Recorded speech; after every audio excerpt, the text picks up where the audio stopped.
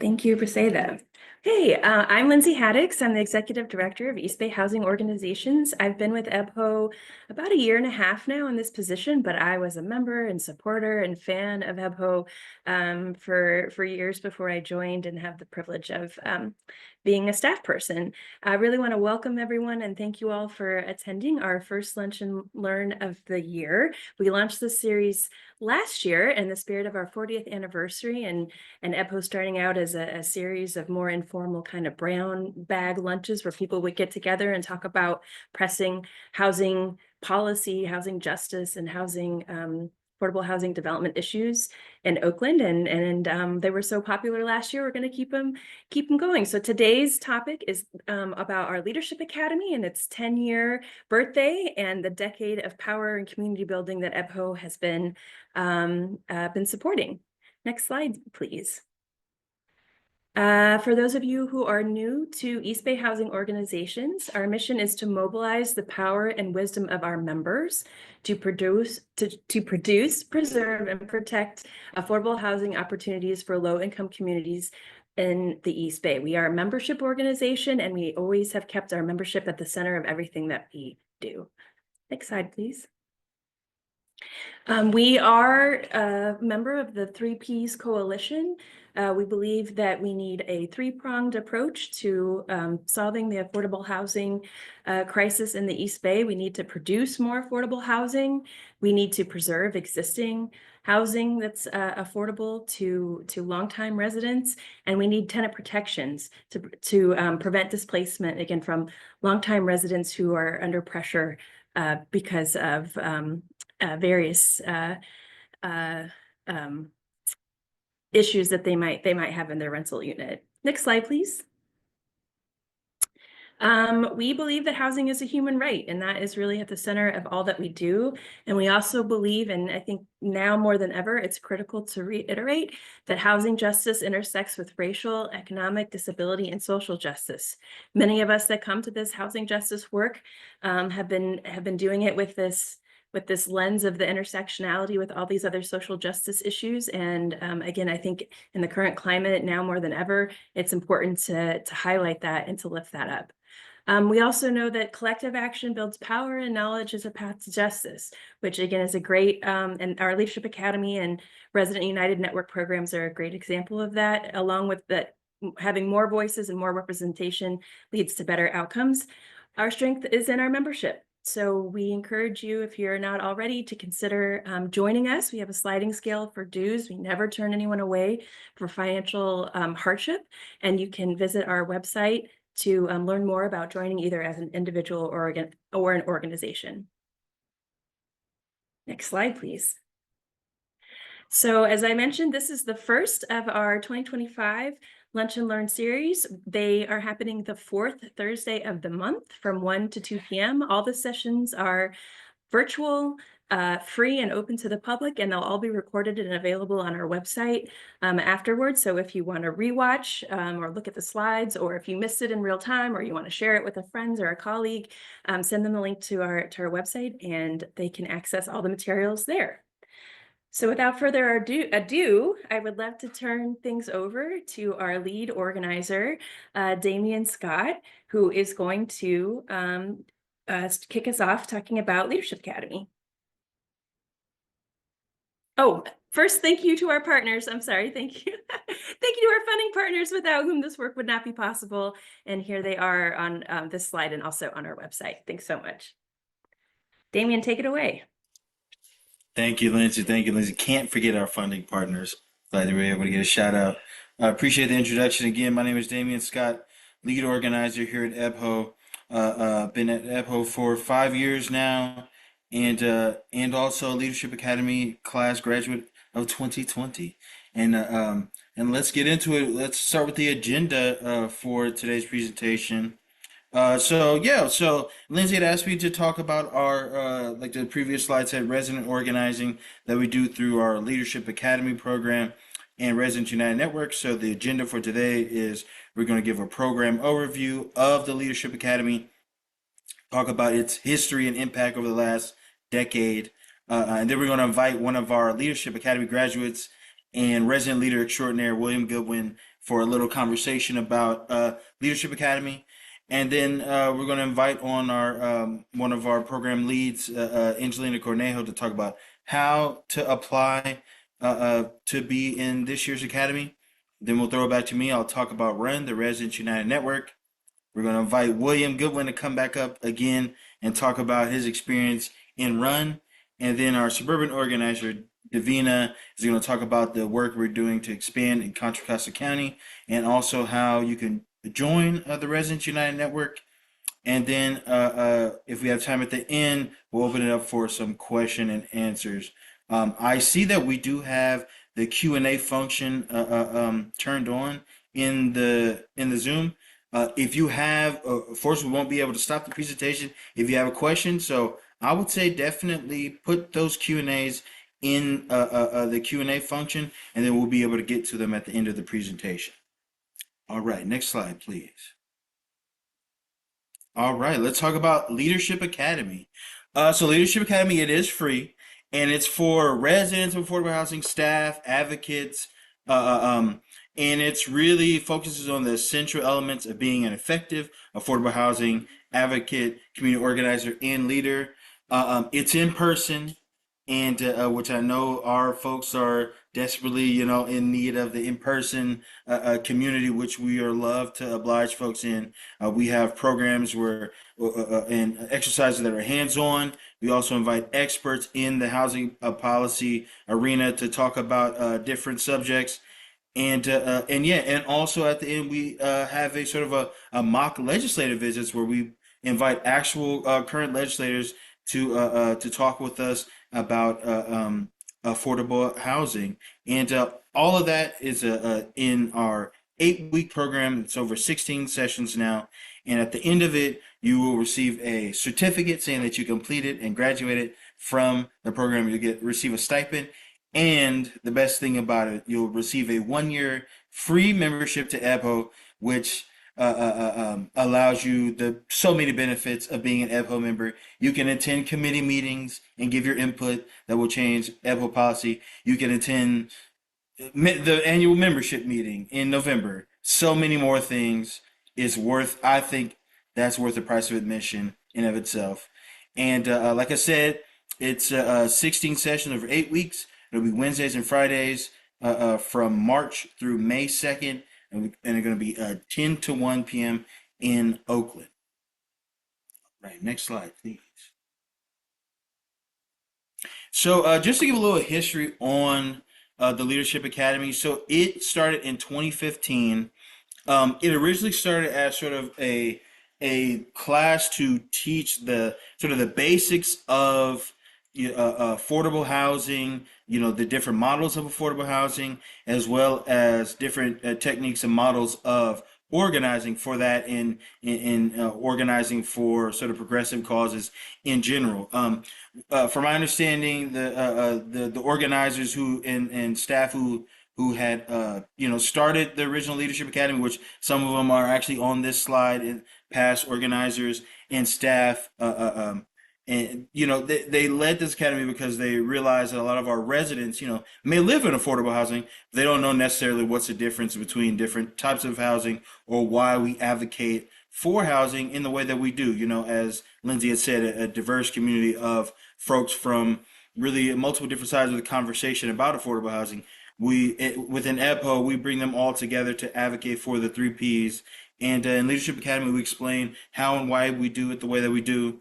And like I said, past organizers and staff, I think Gloria back in the day taught some classes way back, and yeah, and graduates of our program go on to be board members, not just at EBHO like William, but at other organizations, and they go on to serve on commissions as well.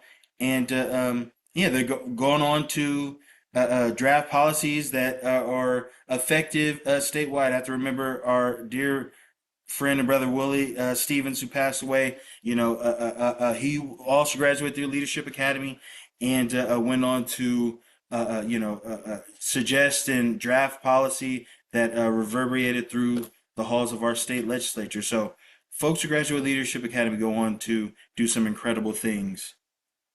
All right, next slide, please.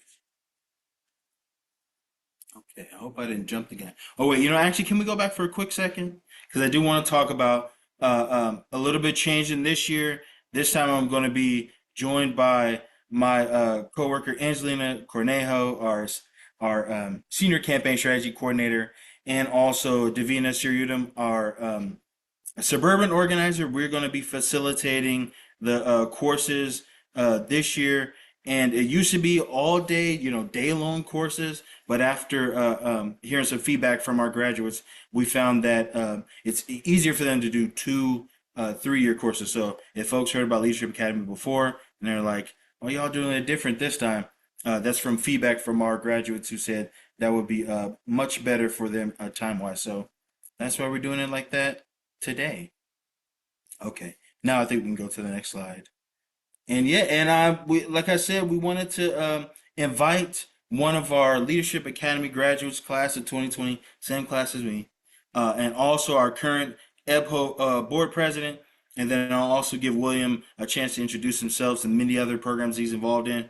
But just wanted to invite him up for a conversation about his experience in Leadership Academy. So please welcome to the stage, the virtual stage, William Goodwin.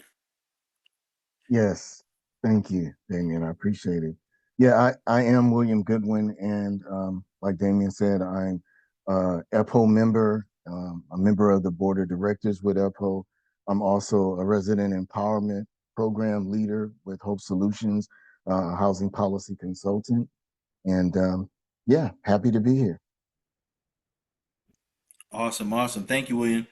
Well, I guess I just wanted to get it started and just ask, like, how did you get involved with EBHO and just like housing justice work in general? Yeah, so I was living in Oakland and life was great, but I couldn't afford the rent.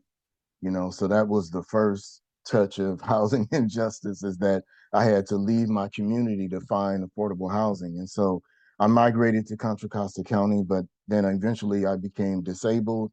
um, I was terminated from my job. I then lost my housing, and then I lost everything I had in storage. And so I was experiencing, housing insecurity. In fact, it took 7 years before I was able to find housing that was affordable. And at the time when I did find housing, there were 2,400 applicants who applied for like 100 units. And I kept asking myself, like, where did they go?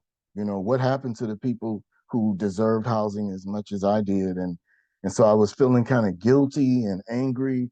And then I became empowered, like to just volunteer and become civically minded and see if I could, change the situation.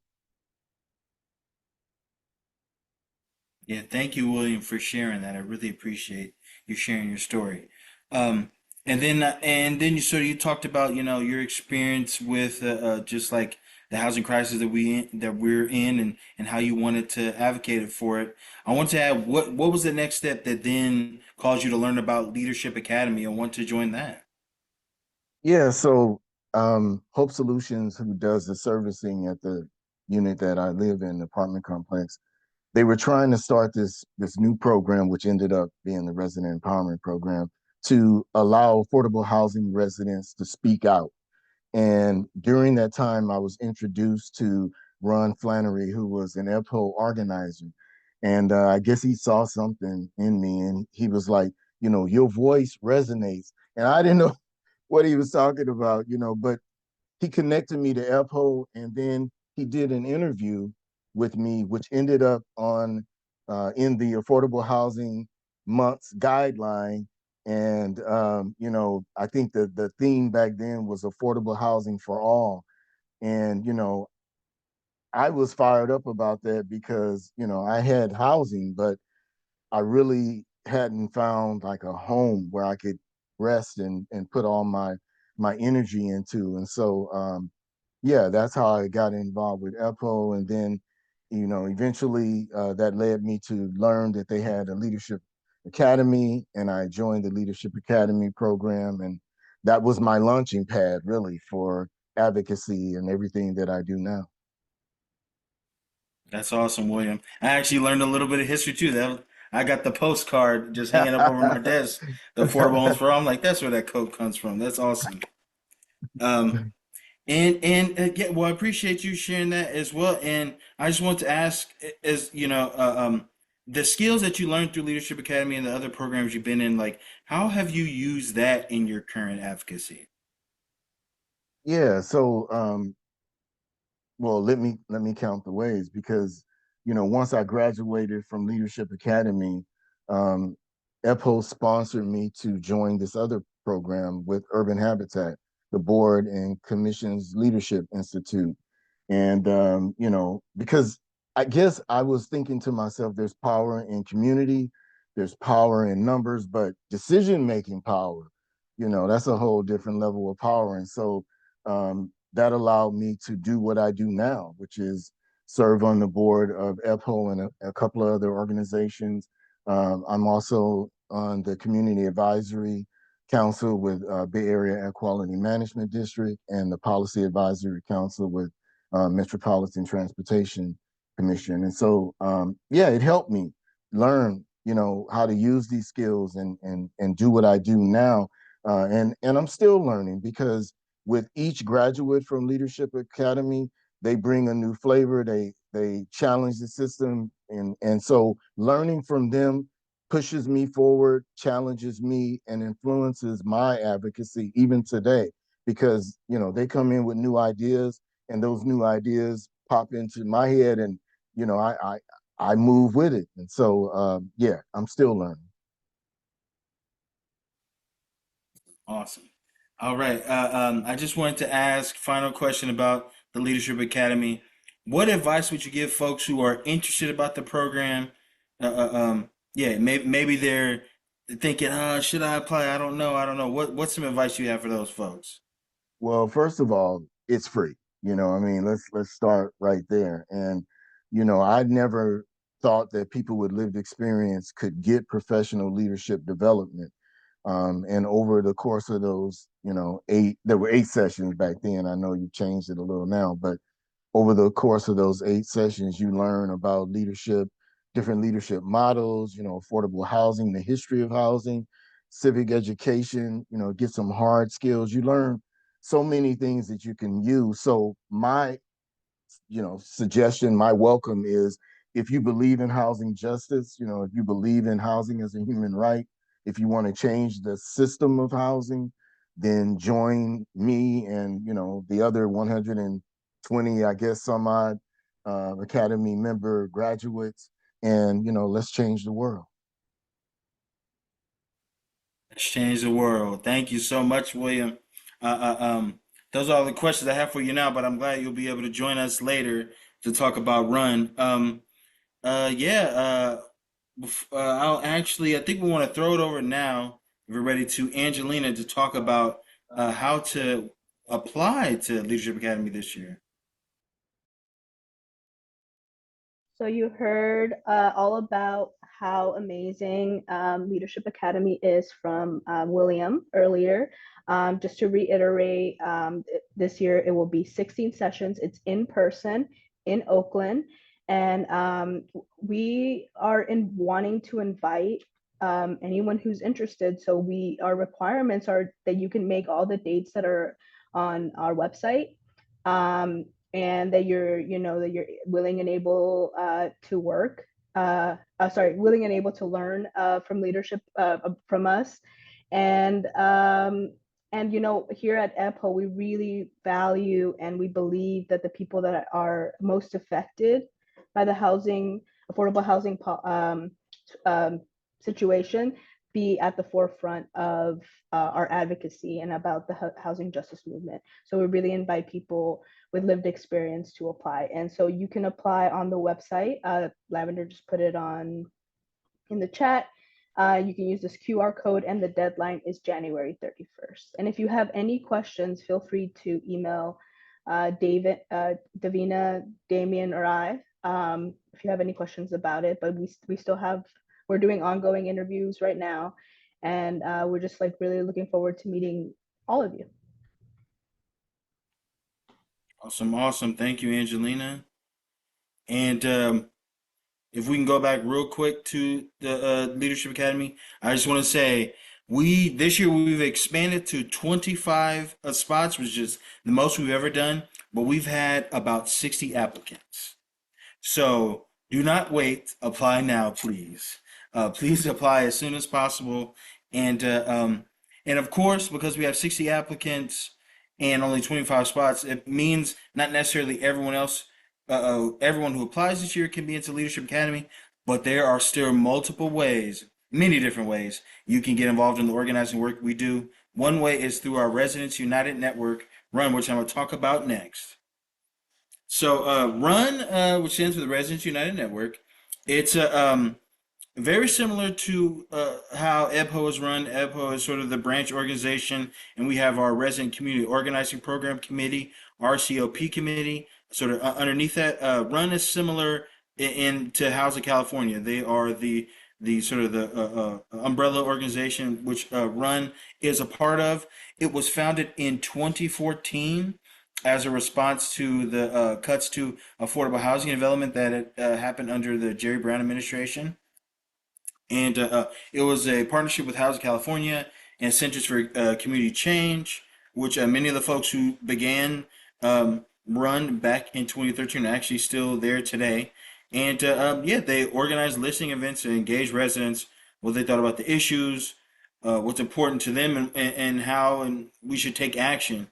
So, like our Leadership Academy, our emphasis, of course, is on having residents of affordable housing and those with lived experience to join, but you don't have to just be a resident to be a part of Run. You can also be, simply someone who wants to advocate for residents and low-income renters and everyone struggling in this housing crisis all around the state.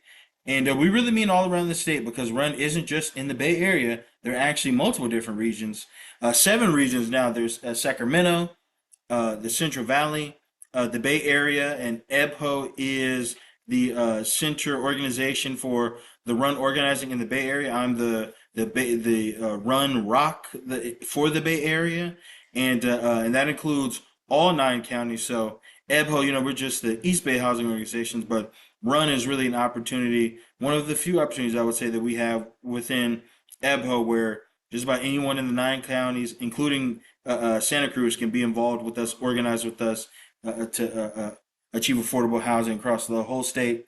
We also have San Diego, Orange County, LA, and Coachella Valley are the 7 Run regions. And yeah, I should just talk about it real quick. Within Run, we have multiple different programs. In March, we have our lobby days where we go to the Capitol and lobby for the bills that residents actually want to advocate for. This Run is really resident led, and actually during the fall we would have what we call our "There Ought to Be a Law" during our regional convenings, where residents will literally brainstorm things that they would like to see a law, fixes to the housing crisis that they see, so that then in March when we go speak with legislators, they're advocating for things that they actually believe, the residents actually believe, will fix the situation that they're seeing and experiencing themselves. And we do that, and we come together statewide to, like I said, advocate for the things that residents care about. And yes, I think we can go to the next slide to talk about. Again, we want to invite up William Goodwin to talk about his experience within the Residents United Network. And if y'all please welcome back to the stage, William Goodwin. Yes, thank you, Damien. I appreciate it. I love talking about these 2 programs because I think they dovetail into each other, whether you start with Run and into Leadership Academy or Leadership Academy and into Run. Yeah, they dovetail very nicely together. Absolutely, absolutely. So I just wanted to ask you, like, how long have you been active in Run? So I started Run almost around the time that I was with EBHO because, as I was saying, Ron Flannery, he was trying to get me in there, and so I hadn't even joined Leadership Academy, I don't think. he was saying, no, before you do anything, I want to show you something. You know, I want to invite you to Sacramento. I want you to see this thing. And you know, and I went, and man, it was amazing seeing so many people, you know, with the same mindset there lobbying. And so yeah, I joined in 2020. That's incredible. That's incredible. So I guess you were actually able to, even before were able to experience sort of run even before the pandemic. I would love to hear you talk about maybe your experience in those like months before, and also maybe talk about the experience through the pandemic and the community care calls that had happened weekly during that time. Yeah, so like I was saying, you know, when I came to run and lobby day, that was my first experience with run, and there was like hundreds of people, ordinary people like myself, gathered together at the state capitol. They had T-shirts, they were organized, and everybody was fired up to speak with their legislator. You know what I mean? And it was in person at the time, like you said. And I never knew that you could show up and arrange a meeting with your senator and your assembly member. So I was hooked right away, you know, and it was exciting, just being around like-minded people who were fierce about housing justice and advocacy. And like I said, it was organized, and you know, they had, you break up in teams, and so there's someone who introduced, there's someone who taking notes, there's someone talks about the issues, and then you ask for support. And so my first lobby day experience was like amazing, because you know, it's a sense of power, that you have, being, you know, making your senator or assembly member accountable to you, an ordinary citizen. So yeah, it was power. That's And then I awesome. guess I could talk about how the transition in the pandemic. So during the pandemic, obviously we couldn't meet in person. And so people were feeling kind of like they had that energy, still wanted to meet with their senators. And so we started meeting like over the internet, you know, just sort of in Zoom, and I think they were called power hours then. And it was a place for people to come and express themselves, you know, and talk about issues that's happening in their neighborhood. And it eventually became a community care call, and it was a space where we began to advocate again, building campaigns and different ways of how can we communicate with our assembly member and senator if we're in, you know, not in person. So we would call in to the Senate floor and the assembly floor and just disrupt a Senate meeting, and advocate for our policies. And so it became a really powerful tool to add with the in-person meetings, and now the community care calls continue. We still have our community care calls, and like I said, it's a way for everybody to get together, and you know, it's a way of expression, it's a way of planning now, because we can't all, since it's 7 regions, we can't all get together all the time, but it gives us a space to meet, organize, you know, strategize, and yeah, again, it's a way to build power. That's awesome. Thank you for sharing that, William. I just wanted to, I think you touched on it briefly, but if you just share, what do you think or anyone would who choose to join run would gain from participation? Yeah, I think, you know, first of all, just like Leadership Academy, it's free. So I gotta hit that up again. But yeah, run members also learn essential skills, like how to communicate your interests to an elected official, you know, how to strategize, how to, you know, participate in this democracy in a way, like I said, that is unusual to an ordinary citizen, you know, who's advocating locally. You can do it at a state level, with your assembly member, your senate. And so I think there's power in that. And then you mentioned also one of the other things you gain is through that, it ought to be a law process. It is really the most democratic process that I've, you know, participated in, because you get to bring your ideas to the table. You know, sometimes it's like 200 ideas out there, and we hone them down. Everybody votes, you know, every member votes, And so we end up with 2 or 3 priority legislation bills, and we get a sponsor, a senator or assembly member to sponsor that bill, and then we advocate. So it's the full cycle of advocacy. You know what I mean? You create policy, and then you get someone to sponsor it, and then you advocate for it, and then you learn how to win and develop a winning campaign. So I think you learn a lot of different skills. That's why I said it dovetails perfectly with Leadership Academy, because the two of them teach you how to advocate on a local level and then at a state level. And then you just sort of like intertwine. Absolutely. Thank you so much, William, for the breakdown. And I think one of my last questions I want to ask, if you could share, what are some opportunities that you've gained as a result from going and being a part of Run?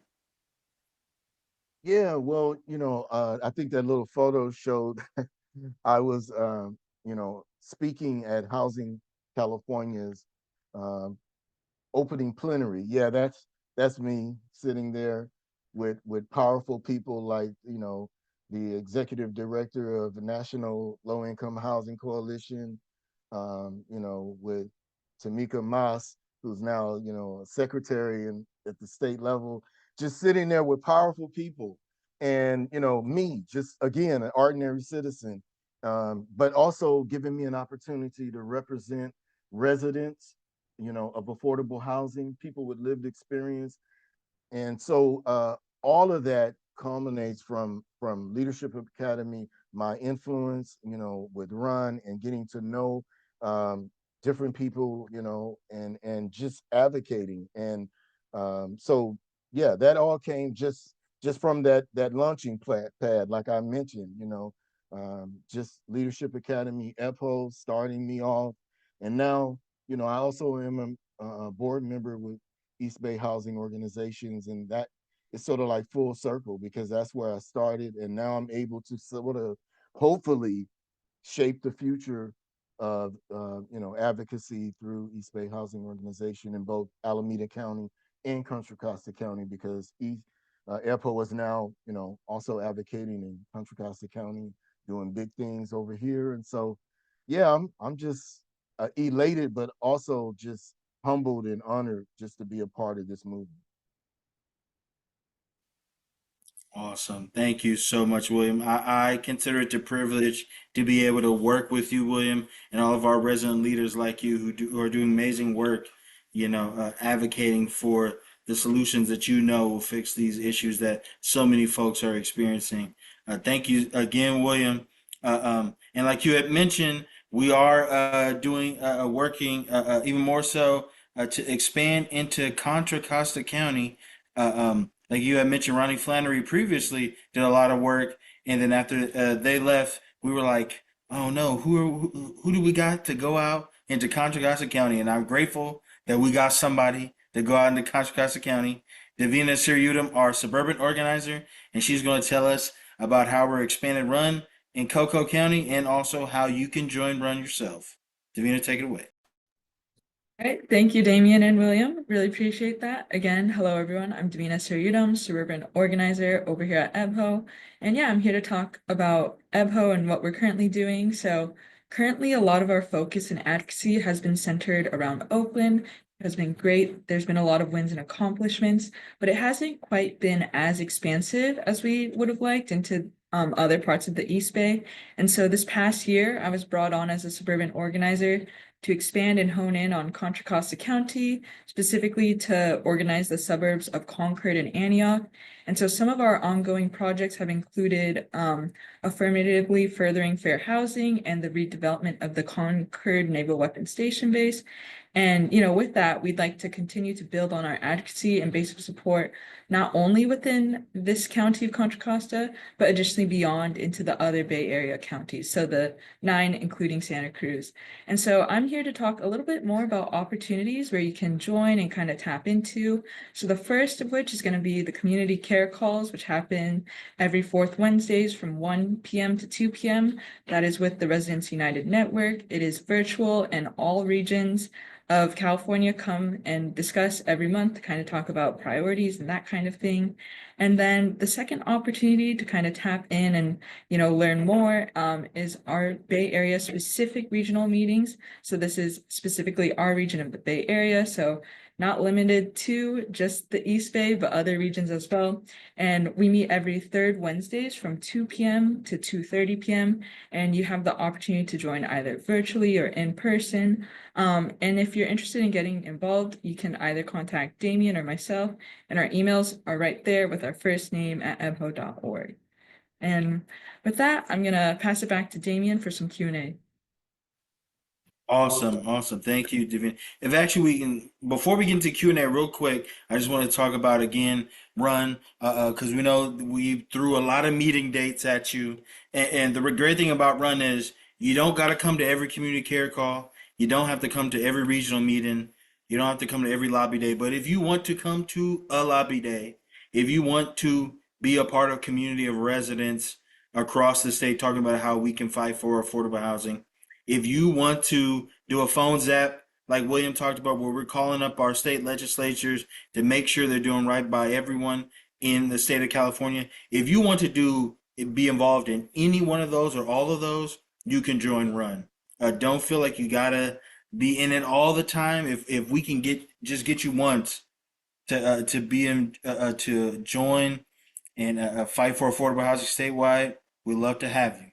Thank you so much, Damien and William, for talking about your experiences with Leadership Academy and Run. It's so inspiring and so powerful, and really is the center of what we do here at EBHO. So I want to thank those who were able to join. For those who watch this video at a later date, and feel free to reach out to Damien at damien@ebho.org, or Davina@ebho.org, or Angelina at ebho.org if you have more questions about Leadership Academy or Resident United Network, or you just already are sold and you want to join Run or apply to Leadership Academy. As folks said, if this year doesn't work out with you with your schedule for Leadership Academy, because it is an in-person commitment and we do want people there every session, feel free to apply next year. We typically open up applications in December for the following year. So, and we'll be, if you're not on our listserv already, please join and you'll get those notifications.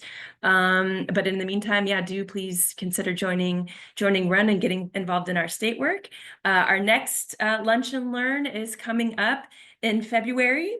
We're going to be talking about community land trusts on February 27th at 1 o'clock. It will be free, open to the public, and recorded. So if you're looking for ways to learn more about alternative models of ownership, community ownership, how to decommodify housing and take it off the speculative market, this is the Lunch and Learn for you. So please sign up for that one. And then in March, we'll be talking about EBHO's strategic plan and our progress for our 2023 to 2026 strategic plan at the fourth Thursday in March.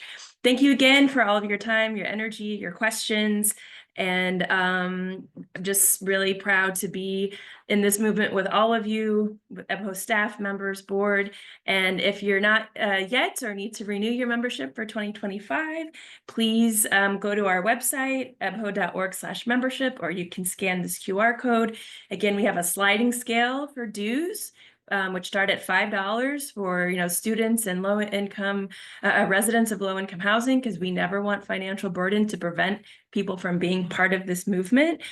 So please, consider joining us, and thanks for all that you do to make housing justice a realization in the East Bay. And we'll see you next month. Thank you.